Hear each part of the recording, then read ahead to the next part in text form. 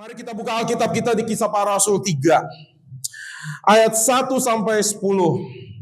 Kita akan berbaca bergantian.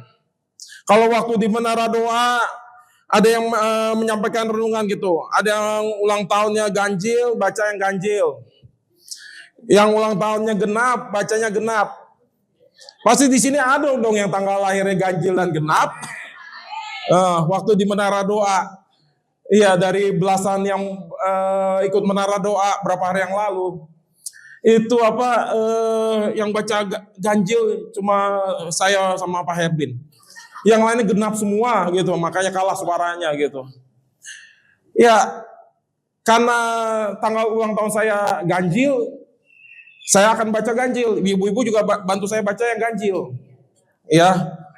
Jadi sistem ganjil genap bukan hanya di jalan raya di DKI Jakarta gitu, tapi di firman Tuhan pun kita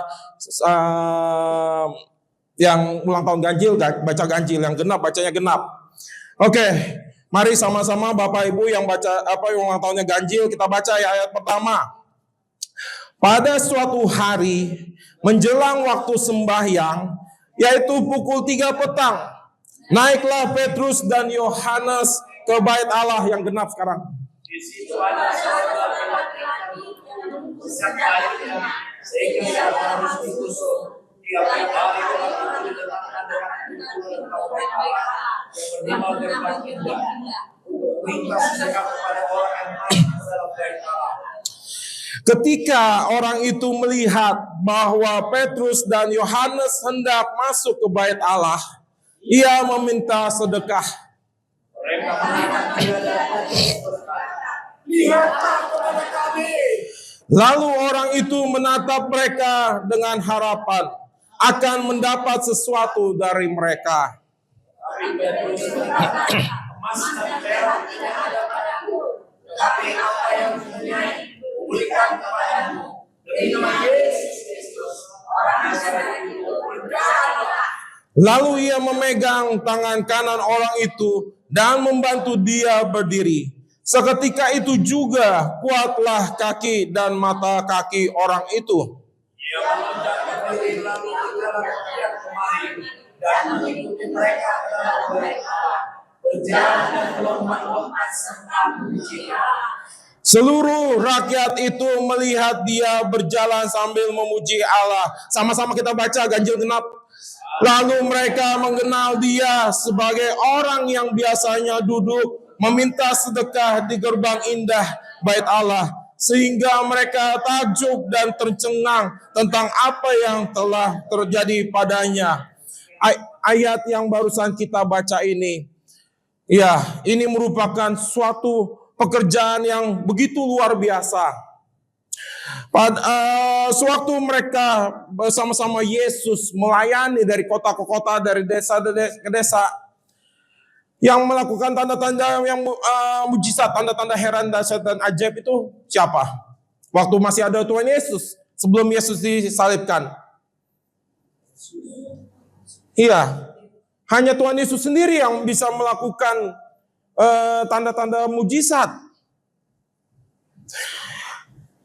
Ya, namun pasca kenaikan Tuhan Yesus ke surga,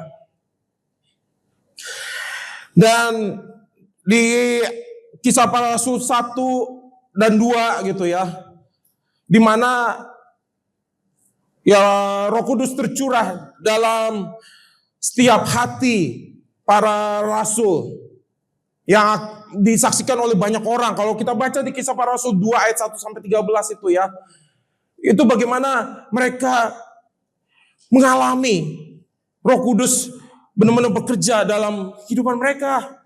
Sehingga mereka yang cuma tahu bahasa Aram dan bahasa Ibrani, tapi mereka bisa berbahasa bahasa asing yang bahkan mereka sendiri tidak pernah atau pelajari gitu. Bahasa-bahasa asing itu. Ya, di Kisah Para Rasul 2 ayat 9 kan, ya ada dikatakan kita orang Partia, Media, Elam, penduduk Mesopotamia, Yudea dan Kapadokia, Pontus dan Asia, Frigia dan Pamfilia, Mesir dan daerah-daerah Libya yang berkaitan dengan Kirene, pendatang-pendatang dari Roma.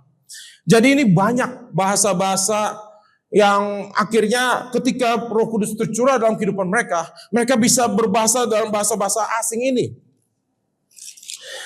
Saya juga nggak tahu gimana, kan mereka cuma pas hari Pentakosta itu tiba, semua orang percaya. Ya ini tidak tahu jumlahnya berapa. Yang pasti ya 11 Rasul Yesus itu berkumpul bersama-sama di satu tempat. Mungkin nih kalau satu tempat ini ya entah itu rumah, entah itu ya penginapan, entah itu bukan, yang pasti sih bukan gedung besar ya, bukan gedung kayak Gelora Bung Karno, bukan. Ya pasti gedung yang sederhana gitu ya. Ya mereka berkumpul di satu tempat itu, lalu kan turun dari langit bunyi seperti tiupan angin keras yang memenuhi seluruh rumah. Ya mereka akhirnya dipenuhi dengan kepenuhan Roh Kudus. Kalau waktu Yesus bersama-sama dengan mereka dan Yesus bisa menyembuhkan orang sakit, bahkan bisa membangkitkan orang mati. Pernah kan dengar cerita di mana waktu zamannya Yesus tuh ada yang seorang lumpuh yang sudah 38 tahun tidak bisa berjalan gitu ya. Dan ketika kolam itu digoncang sama malaikat gitu. Nah, itu kan banyak orang-orang sakit gitu mencoba gitu kan untuk masuk ke kolam yang digoncang airnya gitu ya. Yang duluan masuk nyemplung, itu yang mengalami kesembuhan. Jadi orang lumpuh ini ya tahu sendiri bagaimana caranya bersaing dengan orang-orang yang bukan lumpuh gitu ya. Entah itu penyakit kusta, atau mungkin orang buta kali. Tapi kalau orang buta susah juga ya, larinya gimana gitu kalau nggak ada yang tuntun gitu ya. Yang pasti mungkin yang cacat fisiknya kali, yang kakinya hilang gitu ya. Ketika cebur ke situ kakinya tumbuh lagi gitu. Ya makanya yang lumpuh ini kalah berkali-kali. Kolam apa saya lupa itu namanya ya. Bethesda ya. Iya. Itu dipercik sama malaikat dan goyang, lalu siapa yang duluan ke situ akhirnya mengalami kesembuhan. Ketika Yesus melihat orang yang sudah lumpuh 38 tahun itu ya, dia penuh dengan belas kasihan. Akhirnya Yesus menyembuhkan orang yang lumpuh itu dan dia bisa berjalan. Waktu zaman Tuhan Yesus hanya Yesus yang bisa melakukan tanda-tanda mujizat.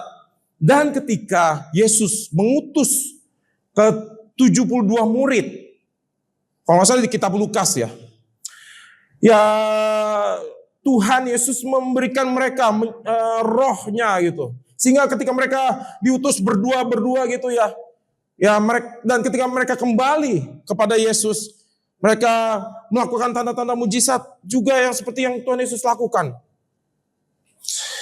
Maka dari itu, kalau tidak ada Roh Kudus yang tercurah dalam kehidupan para rasul-rasul ini, saya percaya Petrus ini tidak akan bisa menyembuhkan orang lumpuh ini. Dia dipikir orang lumpuh ini ya bisa mendapatkan sesuatu dari Petrus dan Yohanes gitu ya. Tetapi apa yang dikatakan Petrus nggak punya emas dan perak. Yang Yesus punyai itu adalah nama Yesus Kristus. Ketika Petrus menyebutkan nama Yesus Kristus itu, orang Nazaret itu, seketika itu juga mulai kakinya orang lumpuh itu menjadi kuat, menjadi bisa berdiri. Mata kaki orang itu juga menjadi ya tidak lagi lemah. Sampai akhirnya mujizat ini terjadi dan orang yang lumpuh ini bisa melonjak, berdiri, berjalan. Dan bahkan sampai mengikuti mereka ke dalam bait Allah. Pasti sebagai orang lumpuh ini benar-benar bisa bersuka cita gitu. Bisa mengalami kesembuhan, mujizat yang seperti yang Tuhan Yesus perbuat waktu Tuhan Yesus ada di dunia ini, dan juga Petrus akhirnya bisa melakukan sama seperti yang Yesus lakukan.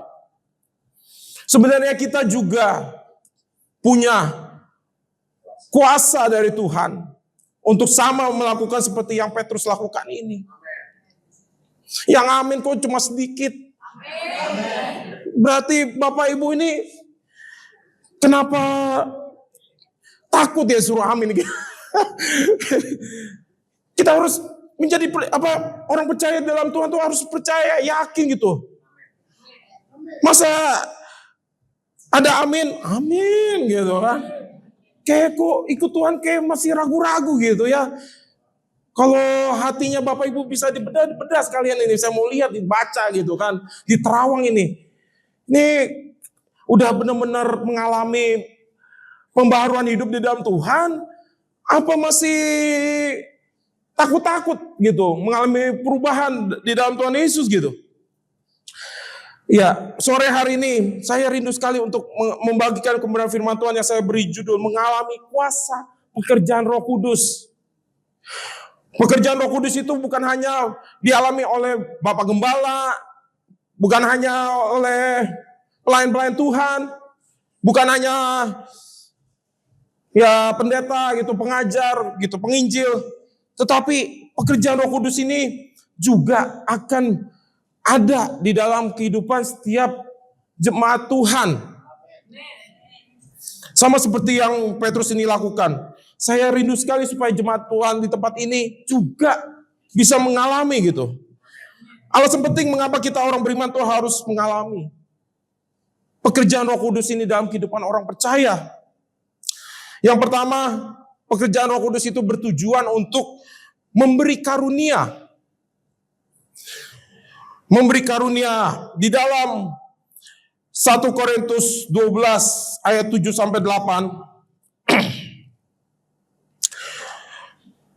Dikatakan, tetapi kepada tiap-tiap orang dikaruniakan pernyataan roh untuk kepentingan bersama. Sebab kepada yang seorang roh memberikan karunia untuk berkata-kata dengan hikmat.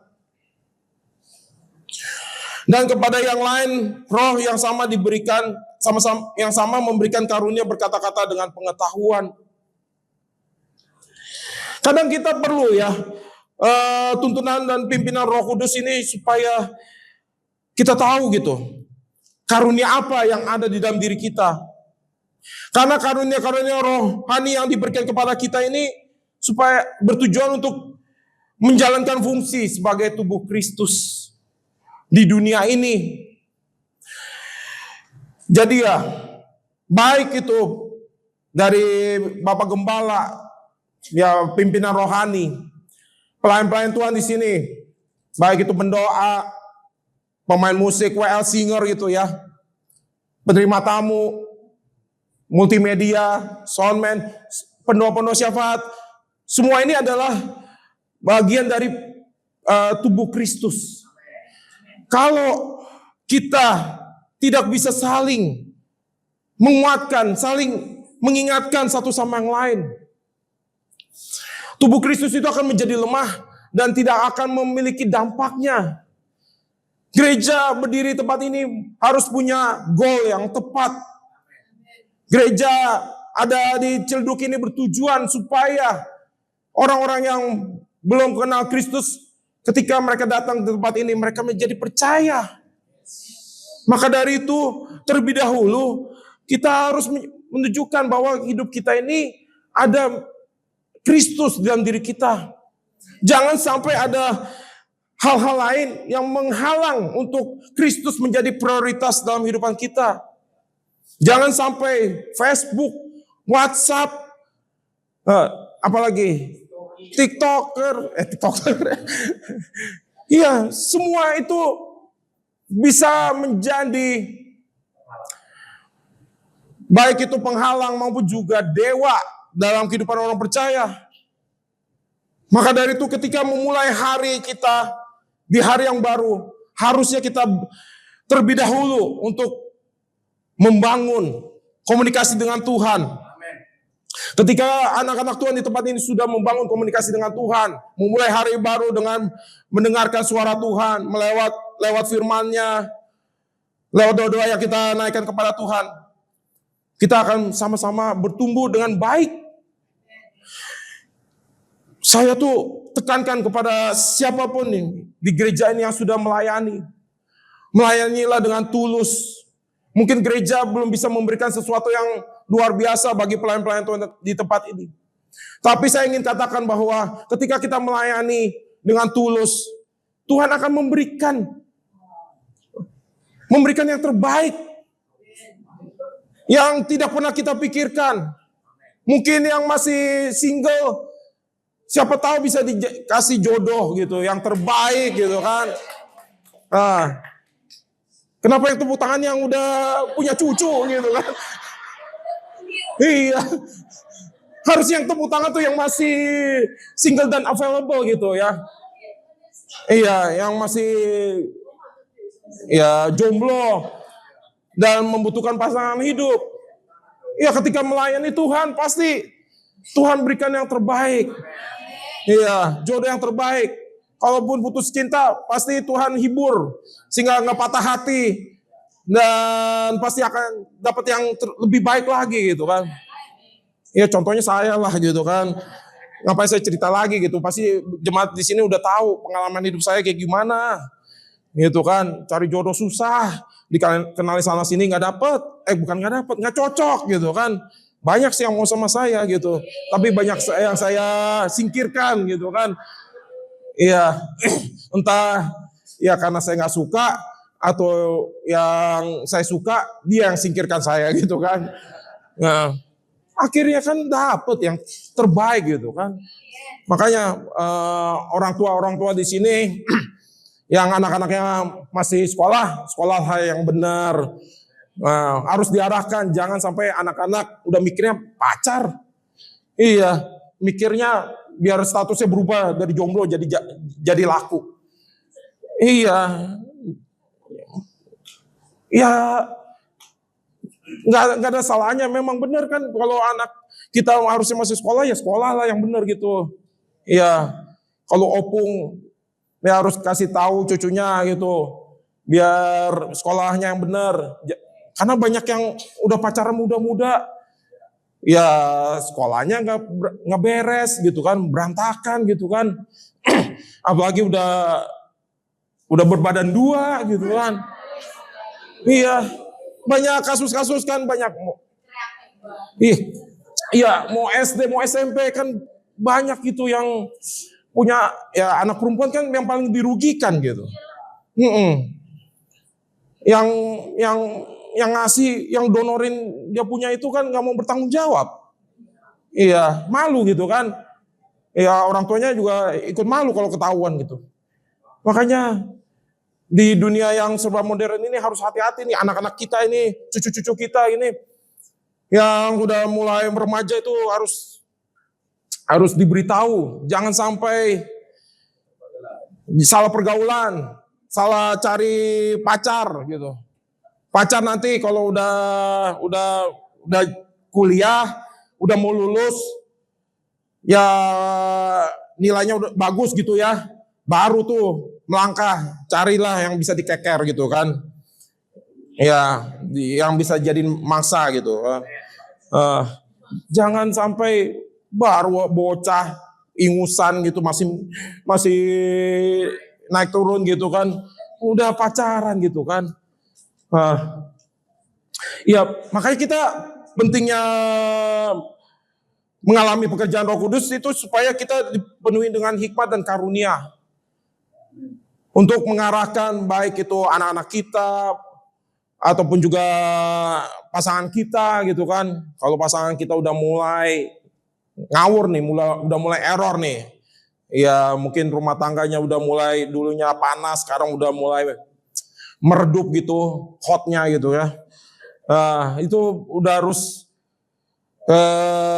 didiskusikan bersama gitu. Jangan sampai udah mulai merenggang, dibiarinin aja merenggang kayak remblong gitu kan. Harusnya kita harus cepet-cepet rangkul balik gitu. Jangan sampai dicuri tuyul di luar sana. Gitu. Ya, istri-istri harus liatin benar-benar ini suami-suaminya masih benar apa udah ngawur gitu, udah mulai ngaco gitu kan. Bukan hanya barang elektronik aja ngaco. Otaknya juga kalau udah mulai ngaco tuh kadang bisa kesasar gitu, bukan balik ke rumah, balik ke pelukan wanita lain gitu kan. Ya bukan hanya bapak-bapak juga, ibu-ibu juga bisa error. Ya banyak yang mungkin capek hati gitu ya, ngadepin suami. Ya terus akhirnya cari apa ya, tempat untuk mencurahkan isi hati gitu. Sama pasangan orang lain punya gitu kan. Ya, kita harus terus tanamkan dalam kehidupan kita. Roh Kudus akan terus mengingatkan kita untuk tetap hidup di jalan yang benar. Karunia pekerjaan Roh Kudus ini akan semakin harus semakin lebih lagi dinyatakan dalam kehidupan kita semuanya. Yang kedua, pekerjaan Roh Kudus itu bertujuan untuk menjadikan kita anak-anak Allah. Kita baca di Roma 8 ayat 15 sampai 17. Tolong ditampilkan ayatnya. Ayat 15 saya baca, sebab kamu tidak menerima roh perbudakan yang membuat kamu menjadi takut lagi. Tetapi kamu telah menerima roh yang menjadikan kamu anak Allah. Oleh roh itu kita berseru, ya Aba, ya Bapa. Roh itu bersaksi bersama-sama dengan roh kita bahwa kita adalah anak-anak Allah. Dan jika kita adalah anak, maka kita juga adalah ahli waris. Maksudnya orang-orang yang berhak menerima janji-janji Allah. Yang akan menerimanya bersama-sama dengan Kristus. Yaitu jika kita menderita bersama-sama dengan Dia. Supaya kita juga dipermuliakan bersama-sama dengan Dia. Maksud dari ayat ini mengingatkan kita status sebagai orang percaya. Kita adalah anak-anak Allah yang sudah ditebus. Kalau sudah ditebus oleh penderitaan pengorbanan Yesus di atas kayu salib, seharusnya hidup kita berubah. Kalau kita masih mengenakan manusia lama kita, itu berarti kita belum sepenuhnya menerima Yesus sebagai juru selamat. Harusnya kita yang sudah menjadi anak-anak Allah, kita tinggalkan semua apa yang merintangi kita untuk datang kepada Tuhan. Jangan sampai kita sudah banyak beribadah di tempat ini, tetapi masih punya sifat-sifat yang tidak baik, itu masih menjerat, masih mengikat. Entah itu nggak sabar gitu dengan ya pasangan kita, ataupun juga mungkin kita sebagai orang tua nggak sabar dengan anak-anak gitu kan. Udah diperingatkan anak-anak untuk ya pagi berdoa, baca Alkitab gitu kan, untuk sikat gigi, mandi gitu. Ataupun juga ya nggak sabar mungkin di luar sana kita di jalanan gitu ketemu dengan orang-orang yang membuat kita jadinya emosi juga gitu. Pernah kan di jalanan gitu kan kita hampir gitu kecelakaan. Itu ngeri banget tiap hari ya. Tiap hari. Jangan-jangan yang ugal-ugalan itu siapa gitu kalau tiap hari gitu kan. Berarti yang tiap hari ini pelaku ini ya, pelaku ugal-ugalan. Ya kalau mungkin kita hampir diserempet, ya kadang saya kalau naik motor gitu ya, agak buru-buru kan, mungkin agak ngebut gitu ya. Ya kadang bukan saya ugal-ugalan gitu kan, karena mau ngejar waktu gitu. Kadang tuh ada motor suka mau ngebut juga gitu, mau nyalip saya gitu kan, ngeri juga gitu. Kalau motor sama motor ciuman gitu kan, tragis itu. Iya bisa luka-luka. Saya aja dulu pernah mau keluar dari rumah, depan pintu gerbang saya tuh karena becek, agak berlumut.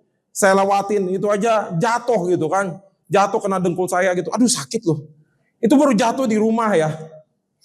Gimana kalau benar-benar motor sama motor ciuman gitu kan. Kecelakaan gitu kan. Sampai patah tulang. Sampai ya salah satu pelayan Tuhan di Cipulir. Padahal dia udah hati-hati gitu kan. Mau belok gitu ke kiri. Dari jalan besar mau ke jalan yang kecil gitu. Ada dari belakang hajar gitu. Hajar motornya sampai jatuh, terpelanting, sampai luka-luka. Akhirnya sampai kakinya patah dan digips digips berapa bulan. Kasihan memang. Padahal udah hati-hati, tapi masih bisa kecelakaan juga. Ya kalau di jalanan, ya sebagai yang ditabrak sih harusnya berhak marah sih. Dan berhak yang nabrak itu harus bertanggung jawab gitu. Cuma untungnya ya karena di negara kita nih ada BPJS. BPJS nggak nanggung kecelakaan ya. Iya. Tapi ya ada yang menolongnya gitu kan secara dana. Yang nabraknya nggak tahu itu bertanggung jawab apa enggak. Cuma ya kalau kita di jalanan jangan sampai kita yang bikin orang lain celaka. Tapi ya kita ketika kita di jalanan dan ada orang mencoba mencelakai kita tapi kita terhindar, yaitu bersyukur sebagai bentuk perlindungan Tuhan dalam kehidupan kita. Saya sih bersyukur loh udah bawa motor udah 8 tahun, ya puji Tuhan, penyertaan Tuhan sih luar biasa. Mungkin ketika saya naik motor, ada malaikat Tuhan duduk di belakang saya gitu kan. Iya, melindungi saya gitu. Cuma ya sekarang harus hati-hati ya. Itu kalau lampu merah diterobos, bisa dapat foto gitu. Iya, tilang elektronik. Ya untungnya sih saya ya kadang udah udah kuning, mau merah gitu kan. Saya terobos gitu. Untung nggak ada etlenya. Kalau ada etlenya nggak tahu deh, bisa kejepret itu yang belakangnya gitu ya. Ya, pekerjaan Roh Kudus ini di poin yang kedua menjadikan kita anak-anak Allah. Maksudnya hidup kita harus benar. Jangan sampai hidup kita jadi batu sandungan. Baik itu antar sesama anak Tuhan, terlebih kepada orang-orang di luar sana gitu. Jangan sampai mungkin kita di rumah moodnya lagi kurang bagus, tapi kita harus pergi keluar. Di tengah jalan itu ribut sama orang lain gitu. Yang ada bukannya kita sabar, akhirnya kita jadi gak sabar, panasan langsung main hajar gitu kan. Main pukul-pukulan gitu. Padahal bukan petinju. Kita kalau udah menjadi anak-anak Allah, harus lebih sabar. Jangan mancing emosi orang. Kalau memancing emosi orang berarti kita benar-benar belum tahu bahwa kita ini adalah anak-anak Allah yang dituntut supaya kita menjalani apa yang Tuhan firmankan kepada kita.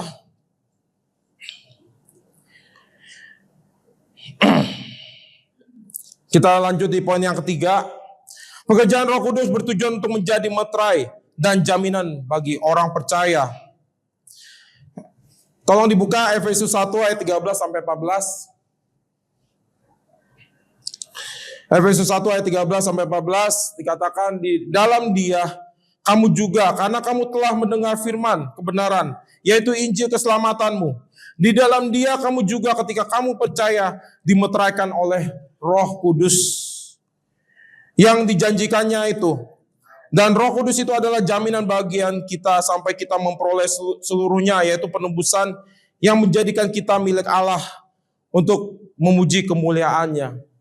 Kita diciptakan di dunia ini, kita memiliki maksud dan tujuan yang Tuhan sudah rancangkan dalam kehidupan kita. Yaitu untuk kita hidup di dalam terangnya Kristus.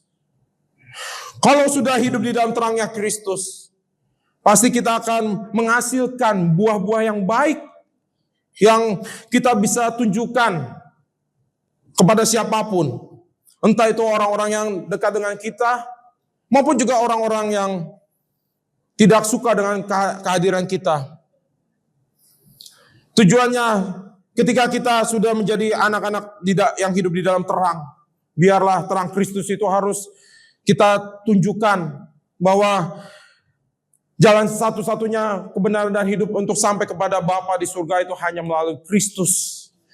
Kalau kita sudah hidup menurut karakter Kristus, kita pasti terus dimeteraikan, sehingga kita dimampukan untuk bisa melawan segala keinginan-keinginan daging yang benar-benar bertentangan dengan keinginan roh. Kita tahu buah-buah roh itu kan, yang disampaikan oleh Bapak Gembala David Trisnadi minggu lalu.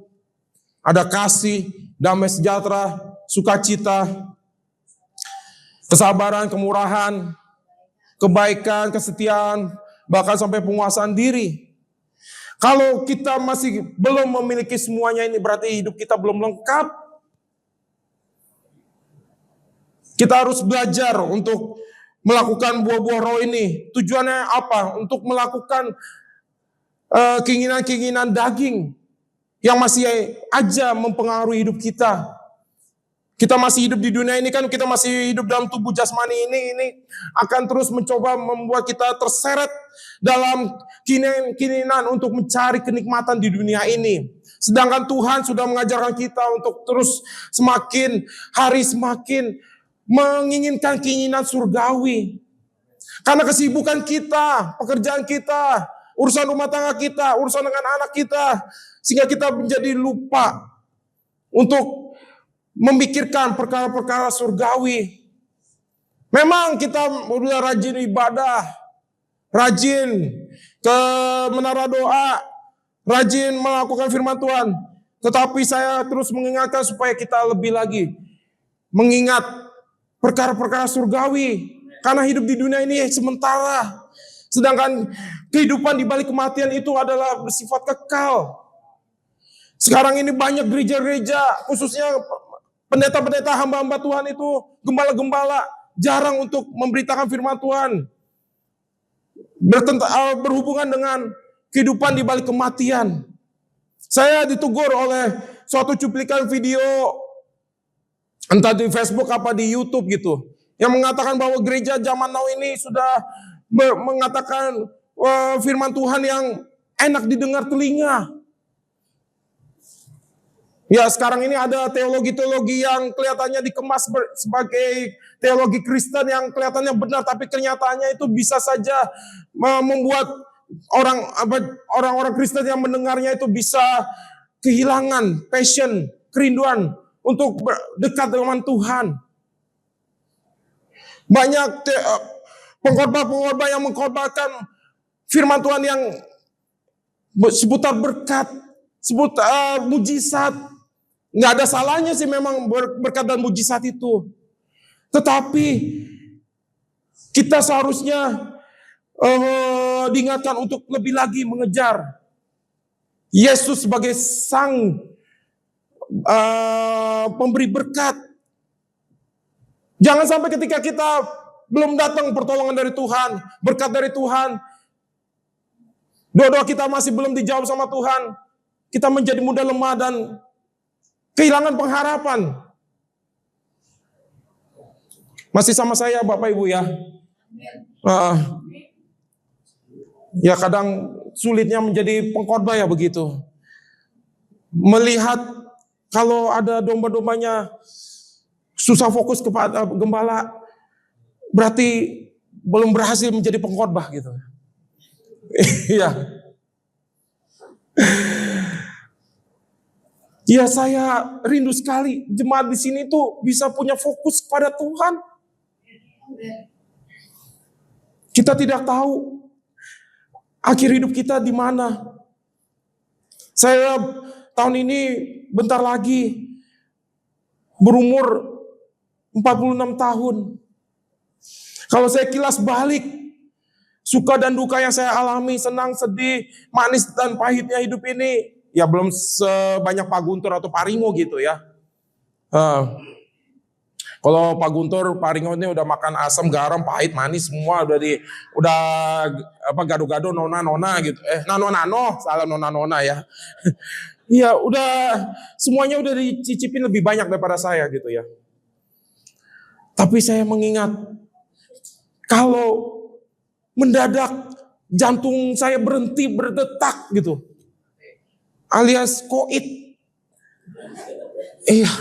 Iya saya selalu pernah loh, lagi tidur nyenyak, pagi-pagi kebangun gitu kaget. Untung jantung saya masih berdetak gitu. Kadang cuma takutnya kayak jam dinding gitu. Baterainya udah mulai melemah, jamnya udah mulai gak sesuai gitu, makin pelan gitu kan. Akhirnya baterainya habis, jamnya mati. Gitu. Ya kaget kebangun gitu kan. Ya moga-moga sih bukan serangan jantung gitu kan. Moga-moga jantung saya aman gitu kan, aman terkendali gitu kan. Ya meskipun ya menjadi sosok gembala itu harus memikirkan segalanya. Kadang memikirkan segalanya jadi pusing juga gitu kan. Stres sendiri. Tapi ya saya selalu serahkan aja sama Tuhan. Ya Tuhan tahu apa yang saya pergumulkan dalam hidup ini. Dan saya pasti akan mendapatkan kekuatan dari Tuhan untuk bisa tetap setia melayani Tuhan dan melayani domba-dombanya. Gitu. Iya. Jadi ya, ketika kita sudah dimeteraikan untuk menjadi anak-anak Tuhan, jangan sampai meterai itu lepas dari hidup kita. Jangan sampai kita kena pemahaman sekali selamat tetap selamat.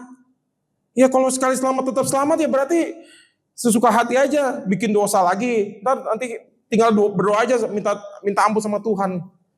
Padahal Tuhan tidak mau punya pola hidup seperti itu. Ketika kita sudah percaya sekali selamat tetap selamat itu artinya kerjakan selamatan kita dengan hati-hati. Jangan sembrono. Hidup yang singkat di dunia ini harusnya membuat kita lebih waspada. Izinkan Roh Kudus untuk bekerja apa yang masih salah dalam kehidupan kita. Jangan dikit-dikit menyalahkan orang lain. Karena penderitaan yang kita alami ini karena perbuatan orang lain. Enggak. Karena apa yang kita alami ini, yang suatu hal-hal yang tidak baik dalam kehidupan kita, itu karena perbuatan kita sendiri. Manusia yang jatuh ke dalam dosa itu akan mudah menyalahkan orang lain dan membenarkan dirinya. Seperti Adam dan Hawa yang harusnya tidak memakan buah pengetahuan yang baik dan tidak. Tapi mereka melanggar aturan itu. Sehingga mereka saling menyalahkan satu sama yang lain. Bahkan ular pun juga disalahkan. Harusnya kita yang sudah dimeteraikan oleh Roh belajar untuk melihat ke dalam diri kita. Apa yang harus kita perbaiki dalam kehidupan kita. Jangan kerjaannya cari kesalahan orang lain.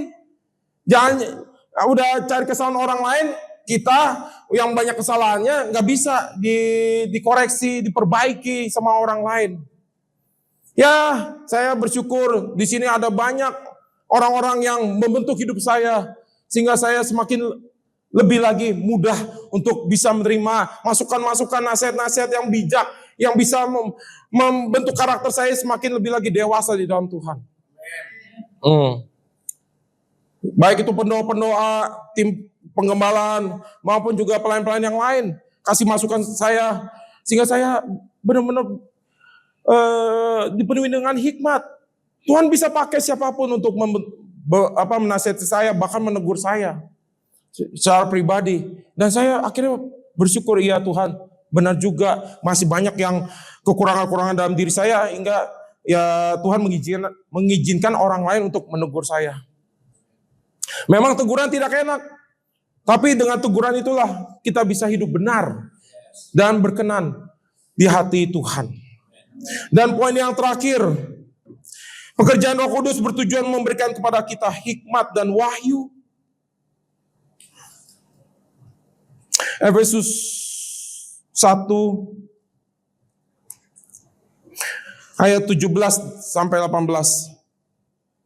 Dikatakan, dan meminta kepada Allah Tuhan kita Yesus Kristus, yaitu Bapa yang mulia itu, supaya Ia memberikan kepadamu roh hikmat dan wahyu untuk mengenal Dia dengan benar, dan supaya Ia menjadikan mata hatimu terang, agar kamu mengerti pengharapan apakah yang terkandung dalam panggilannya, betapa kayanya kemuliaan bagian yang ditentukannya bagi orang-orang kudus. Kalau kita hidup ini kurang hikmat dan pewahyuan dari Tuhan, pasti kita akan berjalan gak terarah, gak tertuju kepada Tuhan. Kita bisa aja kelihatannya kita sudah sesuai firman Tuhan, tapi kenyataannya masih membelok, masih menyimpang gitu. Sedangkan Tuhan mau hidup kita lurus, jalan tertuju kepada Tuhan. Dengan masa-masa kehidupan ini seringkali membuat kita tuh jadi mulai menyimpang. Dan kita lupa bahwa ada tujuan di depan sana yang harus kita raih, yaitu kehendak dan rencana Tuhan yang sudah Tuhan rencanakan dalam kehidupan kita. Kalau kita mudah menyerah, give up, dan tidak lagi percaya dalam rancangan Tuhan, pasti kita tidak akan mencapai ke sana.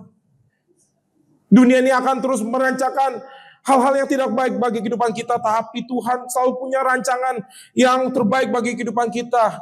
Jadi ketika ada jalan yang harusnya dibukakan tapi ternyata tertutup, itu pasti ada maksud Tuhan untuk kita ambil jalan lain yang lebih baik dari jalan yang sudah kita rencanakan tapi tidak terjadi dalam kehidupan kita. Kalau kita tidak dipenuhi dengan hikmat dari Tuhan, kita tidak akan susah untuk menjadi kuat menghadapi jalan hidup ini. Kesimpulan dari firman Tuhan yang saya sampaikan ini, bahwa kita harus selalu dikuasai oleh pekerjaan Roh Kudus. Buka mata hati pikiran kita, supaya Roh Kudus lebih lagi bekerja dalam kehidupan kita semuanya. Kalau sudah bekerja, saya yakin Tuhan akan melakukan lebih lagi yang luar biasa, yang tidak pernah kita bayangkan dalam kehidupan kita semuanya.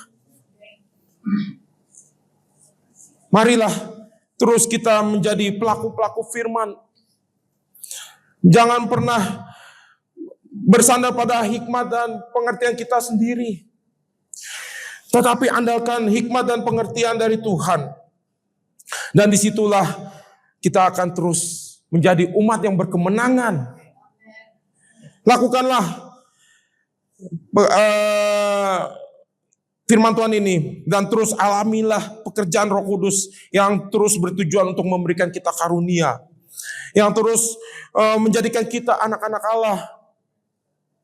Karena anak-anak Allah yang sudah benar-benar menghidupi kebenaran firman Tuhan, pasti perbuatannya, tingkah lakunya, perilakunya, sifatnya, karakternya pasti akan sesuai dengan apa yang dituliskan dalam firman Tuhan. Pekerjaan Roh Kudus juga bertujuan untuk memeterai dan memberikan jaminan bagi orang percaya akan kehidupan bersama Kristus di surga. Dan pekerjaan Roh Kudus bertujuan memberikan kepada kita hikmat dan wahyu. Kita tidak tahu apa yang akan terjadi di depan masa depan kita. Hanya Tuhan yang tahu. Maka dari itu, penuhilah hidup kita dengan hikmat dari Tuhan. Dengan hikmat dari Tuhan, pasti kita tahu hal-hal yang Tuhan sudah siapkan bagi kita. Itulah yang akan terjadi dalam kehidupan kita semuanya. Biarlah firman Tuhan ini akan terus memberikan kita semangat untuk terus menjalankan aktivitas kehidupan kita hari ini dan hari-hari selanjutnya. Tuhan Yesus memberkati kita semuanya.